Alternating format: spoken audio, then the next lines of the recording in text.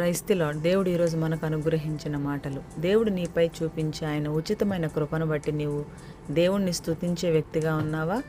దావీదుకు అతని సంతానం ద్వారా రాజ్యం స్థిరంగా నిలుస్తుందని దేవుడు వాగ్దానం చేశాడు. ఆ తర్వాత దావీదు ఆ కృపను గుర్తించి దేవుని మహిమను స్తుతిస్తూ, నీవు అత్యంతమైన ఘనత గలవాడవు, నీ వంటి దేవుడు లేడు అని ఎంతో కృతజ్ఞత కలిగి ప్రార్థించాడు. అలాగే మన జీవితాలలో దేవుడు ఇచ్చిన వాగ్దానాలను, ఆయన చేసిన మేలులను తలంచుకుంటూ ప్రభువును అత్యంత ఘనత గల దేవుడని మనం స్తుతించాలి. మన బలహీనతల బలమిచ్చేది ఆయనే, మన భవిష్యత్తును స్థిరపరిచేది ప్రభువే. కాబట్టి మనము మన పూర్ణ హృదయముతో, ప్రభువా నీవి మహిమకు అర్హుడవు, నీ వంటి దేవుడు లేడు అని ఆత్మతోనూ సత్యముతోనూ ఆయన్ను ఆరాధించాలి. మరి ఈరోజు అటువంటి భక్తిని నీవు చేస్తున్నావా? ఒక్కసారి ఆలోచించు.